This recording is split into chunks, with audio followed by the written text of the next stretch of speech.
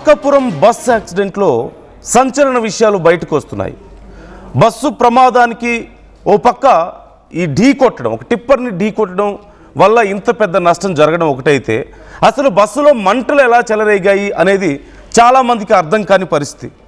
బస్సులో 5 కేజీల గ్యాస్ సిలిండర్ను అధికారులు గుర్తించినట్లుగా తెలుస్తోంది. బస్సు క్లీన్ చేస్తుండగా ఈ సిలిండర్ బయటపడింది.